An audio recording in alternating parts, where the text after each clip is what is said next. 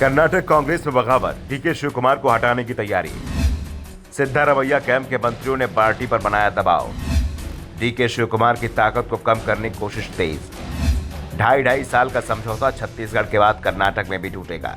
कर्नाटक में सत्ता के बंटवारे का फॉर्मूला टूटता दिखाई दे रहा है। दावे तो ये किए जा रहे हैं कि सिद्धारमैया 2.5 साल के लिए सीएम बनाए गए हैं। इसके बाद बचे हुए 2.5 साल के लिए उन्हें यह कुर्सी डीके शिव कुमार को सौंपनी होगी। अभी सरकार को बने हुए 8 महीने ही हुए हैं, लेकिन इन 8 महीनों में ही साफ हो गया है कि शिव कुमार को सत्ता नहीं मिलेगी। वो डिप्टी सीएम है और अपनी यही कुर्सी वो बचा कर रख पाए, यही उनके लिए उपलब्धि से कम नहीं होगा। पहले कहा जा रहा था कि कर्नाटक में एक ही डिप्टी सीएम होगा, अब 3 डिप्टी सीएम बनाने की तैयारी शुरू हो गई है। इसके लिए पार्टी पर दबाव डाला जा रहा है। कई मोर्चे खोल दिए गए हैं और विधायक खुलकर डी के खिलाफ बयानबाजी कर रहे हैं। अब तो सिद्धारमैया कैंप के मंत्रियों ने भी मांग कर दी है कि प्रदेश में समाज के कई तबके नाराज हैं। डीके को डिप्टी सीएम बनाने से सत्ता का संतुलन ही बिगड़ गया है। सिद्धारमैया लोकप्रिय हैं, लेकिन डीके के चलते हालात बिगड़ रहे हैं। इसलिए संतुलन बनाया जाए और डिप्टी सीएम की संख्या बढ़ाई जाए। यानी डीके शिव कुमार जो भी सरकार में नंबर 2 माने जा रहे हैं, उनकी ताकत को घटाने की तैयारी चल रही है। नंबर 2 के 2, 3 और दावेदार तैयार करने की कोशिश सिद्धारमैया की ओर से हो रही है। दावा किया जा रहा है कि अगर किसी और को डिप्टी सीएम बनाया जाता है तो सीएम के सपोर्ट से वो डीके शिव कुमार से ज्यादा ताकतवर हो जाएगा। संकेत साफ है कि डीके की ताकत को 2.5 साल में कम करने की कोशिश शुरू हो गई है। जिस तरह से छत्तीसगढ़ में हुआ था, वही फॉर्मूला कर्नाटक में अपनाने की तैयारी सिद्धारमैया कैंप की ओर से हो रही है। दरअसल 2018 में छत्तीसगढ़ में कांग्रेस सरकार बनी थी।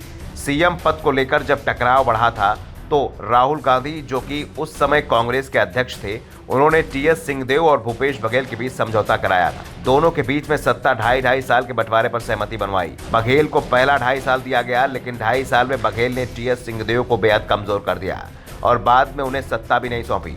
पूरे 5 साल शासन किया। हालात ये हो गए कि 5 साल बाद जब छत्तीसगढ़ में चुनाव हुआ तो कांग्रेस को वो चुनाव भूपेश बघेल के नाम पर ही लड़ना पड़ गया। पार्टी चुनाव नहीं जीत पाई। अगर जीत जाती तो बघेल ही सीएम होते। और अब कुछ वैसा ही प्लान सिद्धारमैया कैंप ने कर्नाटक के लिए तैयार किया है। 2.5 साल में डीके शिव कुमार की ताकत को कम करने की कोशिश हो रही है और इसी के चलते डिप्टी सीएम की संख्या को बढ़ाने की तैयारी हो रही है। ऐसी खबर है कि वरिष्ठ मंत्रियों के एक चुनिंदा समूह की डिनर पर बैठक हुई। इन मंत्रियों में अधिकांश दलित और आदिवासी समुदायों में से थे। इसके साथ ही अटकलें लगाई जाने लगी हैं कि इस गुट ने डीके शिव कुमार के अलावा और भी उप मुख्यमंत्रियों की नियुक्ति के आलाकमान पर दबाव बनाने की कोशिश की है। बैठक को डीके शिव कुमार के खिलाफ 2019 के भ्रष्टाचार मामले में हालिया घटनाओं से जोड़कर देखा जा रहा है। डिप्टी सीएम के खिलाफ भ्रष्टाचार के आरोपों की जांच के लिए केंद्रीय एजेंसी की सहमति वापस लेने के सिद्धारमैया के नेतृत्व वाली कांग्रेस सरकार के फैसले के खिलाफ सीबीआई ने अपील की है। अक्टूबर 2023 में गृह मंत्री जी परमेश्वर के आवास पर आयोजित बैठक के विपरीत इस बार बैठक में सीएम सिद्धारमैया ने भाग नहीं लिया। इसमें परमेश्वर समाज कल्याण मंत्री एच.सी. महादेवप्पा, खाद्य मंत्री के.एच. मुनियप्पा के साथ साथ सहकारिता मंत्री के.एन. राजन्ना, जारकीहोली जो वाल्मीकि नायक और स्वास्थ्य मंत्री दिनेश गुड्डू राव ने भाग लिया था। इनमें से अधिकतर मंत्री सिद्धारमैया के करीबी माने जाते हैं। बैठक के बाद मंत्रियों ने संकेत दिया कि आगामी लोकसभा चुनाव और अतिरिक्त डिप्टी सीएम की नियुक्ति सहित विभिन्न मुद्दों पर चर्चा की गई। जारकीहोली ने कहा, सहकारिता मंत्री राजन्ना ने कई मौकों पर अधिक डिप्टी सीएम रखने का मुद्दा उठाया है। यहाँ तक कि हमने इसकी सिफारिश भी की है, लेकिन हमारी पार्टी के नेताओं को ये तय करना हो कि हमने क्या कहा है। हम सभी को फैसले का इंतजार करना होगा। राजन्ना ने कहा था कि उनका विचार है कांग्रेस का समर्थन करने वाले जाति समूहों से अधिक डिप्टी सीएम बनाए जाने चाहिए, जिसका लोकसभा चुनाव में पार्टी को फायदा होगा। दूसरी ओर डीके शिव कुमार कैंप किसी और को डिप्टी सीएम बनाए जाने का विरोध कर रहा है।